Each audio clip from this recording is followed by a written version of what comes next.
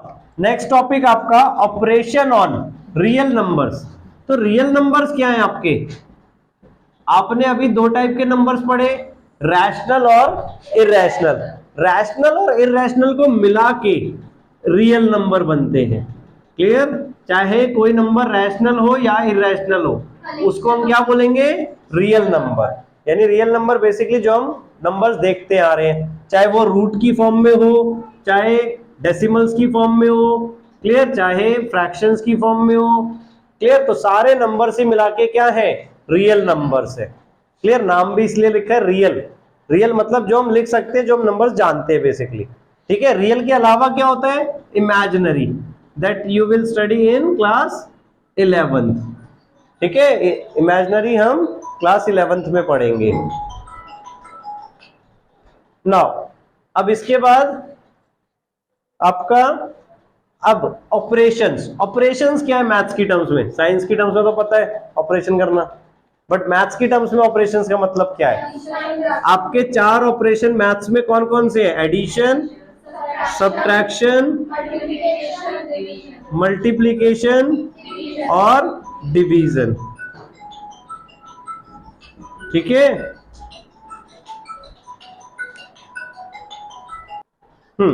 आपके चार, addition, subtraction, multiplication और डिवीजन। अब आपने ये सब पढ़ा था। रैशनल को अगर रैशनल के साथ ऐड किया जाए तो क्या बनेगा? रैशनल ही बनेगा। रैशनल को रैशनल के साथ मल्टीप्लाई किया जाए तो रैशनल बनेगा। रैशनल को रैशनल के साथ सब्ट्रैक्ट किया जाए तो भी रैशनल बनेगा।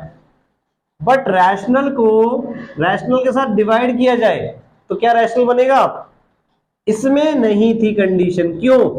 क्योंकि अगर सपोज आपने बोला 1 डिवाइड बाय 0 कर दिया, 1 और 0 दोनों रैशनल है, बट 1 अपॉन 0 रैशनल होगा कि नहीं? नहीं होगा। आया समझ में? तो rational divide by rational rational नहीं हो सकता है। अब अगर हम बात करें इररैशनल्स की, तो इररैशनल को इररैशनल में अगर आप ऐड करोगे तो क्या बनेगा? सोचो, रैशनल बनना चाहिए कि रैशनल बनना चाहिए? इररैशनल ही बनेगा, क्योंकि लाइक एग्जांपल √2 को √2 में ऐड कर दिया सपोज आपने, तो इसको हम क्या कहेंगे? 2√2 बन जाएगा। तो ये भी इररैशनल है। क्लियर? बट अगर इररैशनल को इररैशनल में माइनस करवा दिया तो वो रैशनल भी हो सकता है या इररैशनल भी हो सकता है। ऐसे यहां पर इवन ये कह सकते हो आप, देखो, कि रैशनल भी हो सकता है या फिर नहीं भी रैशनल हो सकता, मतलब इररैशनल। ठीक है? क्योंकि डिवाइड बाय 0 करा दोगे तो अब नहीं होगा, बाकी अदर नंबर्स कराओगे तो हो सकता है, बट हमेशा रैशनल हो वो कंडीशन नहीं है। क्लियर? यहां पर भी ऐसे ही। अब इररैशनल को इररैशनल में माइनस करा रहे हो, अगर देखो सेम नंबर को हमने माइनस करवा दिया तो माइनस कराने पे क्या आ जाता है? 0।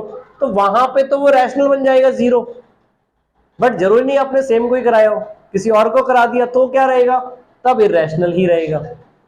क्लियर? तो चांसेस है कि रैशनल भी बन सकता है या फिर इररैशनल भी।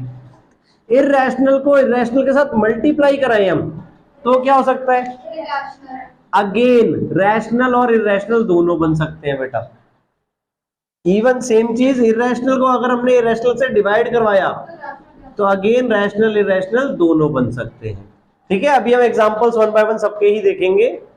ठीक है? नाउ ऐसे ही रैशनल और इररैशनल के बीच में अगर हम काम कर रहे हैं तो रैशनल प्लस इररैशनल क्या बनेगा बताओ? Always irrational. Rational minus irrational वो भी irrational. Rational multiply by irrational वो भी इररैशनल आपका। Clear? Rational divide by rational वो भी इररैशनल। अब यहां पर आप देखोगे चारों ही, यानी रैशनल को इररैशनल के साथ जब हम मिला रहे हैं तो वो हमेशा इररैशनल ही बनेगा।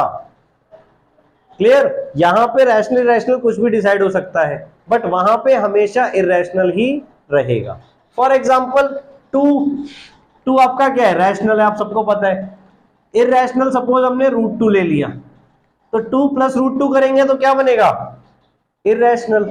2 और √2 आपस में ऐड नहीं हो सकते बेटा। रैशनल को कभी भी हम इररैशनल में ऐड नहीं करवा सकते। क्लियर? तो उनको एज इट इज रखना होता है। तो एज अ पूरा नंबर अगर हम देखें इसे तो ये क्या है? इररैशनल। क्लियर? ऐसे इसको मल्टीप्लाई कराते या माइनस कराते, मल्टीप्लाई कराएंगे तो क्या बनता है 2 इंटू रूट टू, अगर हम मल्टीप्लाई कराएं तो 2 रूट टू लिखते हैं बेटा हम इसे ऐसे। क्लियर? तो ये भी क्या है हमारा इर्रेशनल। तो मल्टीप्लाई कराने पे भी, माइनस कराने पे भी और इवन डिवाइड कराने पर भी इर्रेशनल ही बनेगा। तो ये कंडीशन चारों क्लियर है बेटा कि इर्रेशनल के साथ जब भी रैशनल को सॉल्व कराएंगे तो हमेशा इर्रेशनल बनेगा। अब इस वाली कंडीशन पे आते हैं। अब इसका हमने एक एग्जांपल तो यहाँ पे देख लिया, जैसे root two plus root two करा दिया तो 2 रूट टू बन गया, तो इर्रेशनल प्लस इर्रेशनल इर्रेशनल हो गया। और फर्दर इसमें भी हम रैशनली लिख सकते हैं, क्योंकि क्या पता हम सपोज माइनस रूट टू को ऐड करा रहे होते, अगर हम माइनस रूट टू को ऐड करा रहे होते तो यहाँ पे कैंसिल होके क्या जाता 0, जो कि रैशनल बन जाता। क्लियर? तो इर्रेशनल इर्रेशनल को हम आपस में सॉल्व कर रहे हैं, तो रैशनल या इर्रेशनल कुछ भी आ सकता है। अब मल्टीप्लाई के केस में कैसे? अब मैंने आपको बोला रूट टू को हमने रूट टू से ही मल्टीप्लाई करा दिया, रूट टू को रूट टू से मल्टीप्लाई करा दिया तो क्या बन गया रूट टू का स्क्वायर। देखो स्क्वायर हम कब लगाते थे? जब सेम नंबर से मल्टीप्लाई होता है। तो क्या बन गया रूट टू का स्क्वायर, और स्क्वायर रूट आपस में क्या हो जाएंगे कट जाएंगे। क्लियर? तो फाइनल आंसर क्या आ गया आपका 2। तो अब ये क्या है रैशनल। तो हमने दो इरेशनल को मल्टीप्लाई किया था, क्या बन गया रैशनल। ऐसे ही अगर हम रूट टू को रूट टू से डिवाइड करवा दे तो क्या आएगा आंसर 1 आएगा। अगर सेम नंबर डिवाइड हो रहा है तो 1 आएगा ना, तो अब ये क्या बन गया रैशनल। क्लियर? बट अगर हमने रूट थ्री को रूट टू से मल्टीप्लाई कराया होता तो रूट 6 बनता। रूट थ्री को रूट टू से मल्टीप्लाई कराते तो रूट 6 बनता। तो अब ये क्या है रैशनल है इरैशनल है इरैशनल है। तो इरैशनल को इरैशनल से मल्टीप्लाई कराने पे रैशनल भी बन सकता है और इरैशनल भी बन सकता है। क्लियर? ऐसे डिवाइड कराते इन दोनों को तो भी इरैशनल बनता, तो ऐसे डिवाइड कराने पे। तो जब इरैशनल को हम आपस में सॉल्व कर रहे हैं तो कुछ भी वहां पे बन सकता है, या तो रैशनल या फिर इरैशनल। क्लियर हुआ? हाँ हाँ रूट, अब जैसे हम अगर बात करें देखो root three into root three, आपको रूट्स में मल्टीप्लाई कैसे करना है? अगर दोनों नंबर रूट्स में है तो आपको रूट को कॉमन ले लेना है और उन दोनों नंबर को आपस में मल्टीप्लाई कर देना है। और अब आपने last year square and square roots पढ़े थे। क्लियर? तो 3 का पेयर बन रहा है तो इसका आंसर क्या हो गया 3। इसका आंसर 3 हो गया ना, 3 का पेयर बन गया है तो आंसर 3 हो गया। क्लियर? रूट वाले रूट से मल्टीप्लाई होंगे, नंबर्स वाले नंबर से मल्टीप्लाई होंगे। तब यहाँ पे 2 इंटू रूट टू है, 2 इंटू रूट टू है तो 2 बाहर रहा, रूट अंदर। रूट वाले रूट से मल्टीप्लाई होंगे, नंबर्स वाले नंबर से मल्टीप्लाई होंगे। और अगर हमें साथ में रखना है नंबर्स को पहले रखेंगे फिर रूट्स को रखेंगे। क्लियर हुआ? एडिशन सब्ट्रैक्शन रैशनल रैशनल का तो आपको पता ही है सब कुछ ही है। क्लियर? ध्यान से इसे नोट कर लो बेटा। ना अब अगर हमें सपोज इरैशनल नंबर्स को ऐड करना है तो हम कैसे ऐड कर सकते हैं? जैसे एक एग्जांपल 12 देखो, एग्जांपल 11 तो आपको सबको क्लियर हो गया कि कैसे में चेक करना है कौन इरैशनल है और कौन रैशनल है। एग्जांपल 12 में add 2 root 2 plus 5 root 3 and root 2 minus 3 root 3। तो इसमें हम क्या करेंगे? हमें देखो जैसे आपने लास्ट ईयर अलजेब्रिक एक्सप्रेशन किए थे, याद है? ऐड करना है तो हमने प्लस का साइन लगा दिया वहां पे। ठीक है? अब अलजेब्रिक एक्सप्रेशन आपने कैसे किए थे? एक्स वाली टर्म को एक्स में ऐड करोगे, वाई वाली टर्म को वाई में ऐड करोगे, और एक्स वाई वाली कोई टर्म है तो एक्स वाई में ही ऐड करोगे। क्लियर? वैसे ही आपको रूट्स को भी देखना है हमेशा, जो सेम रूट्स वाले हैं वो सेम रूट में ही ऐड किए जा सकते हैं। मतलब रूट 2 अगर इसके आगे है तो ये रूट 2 वाली टर्म के साथ ऐड किया जा सकता है। और ऐड कैसे करना है? उनका कोफिशिएंट देखना है। जैसे आप सपोज मैं आपको बोलूं 2x प्लस एक्स है तो क्या आएगा इसका answer 3x। Clear? 2x minus x है तो आंसर क्या आएगा? क्लियर? वैसे ही अगर 2√2 प्लस √2 है तो इसका आंसर क्या आएगा? 3√2। x की जगह हमारा क्या है, ध्यान से देखो, √2।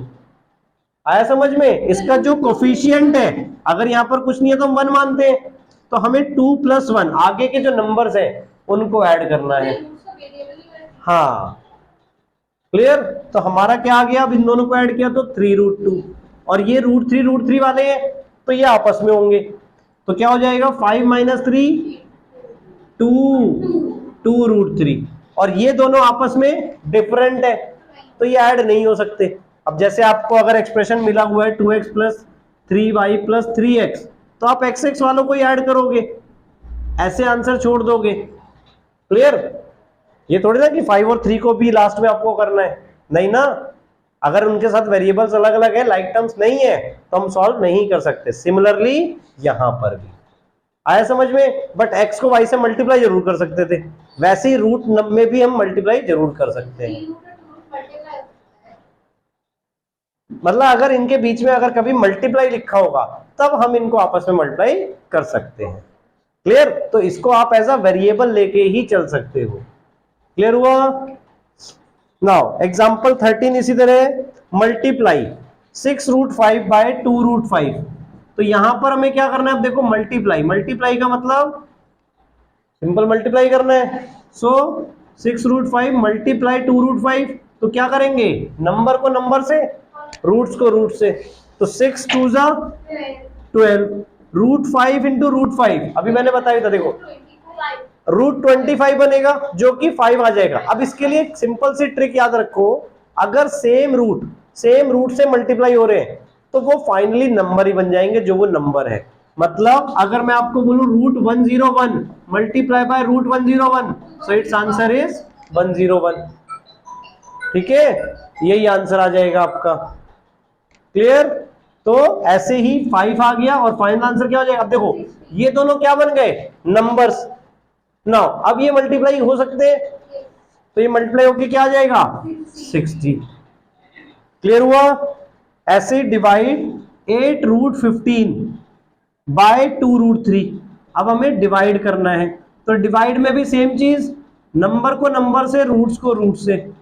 8 को 2 से डिवाइड किया, 4 आ गया। 15 को 3 से किया तो 5, तो 4√5 ये आ गया आपका। आया समझ में? तो इस तरीके से हम इरेशनल्स के आपको आपस में हम सॉल्व कर सकते हैं। क्लियर?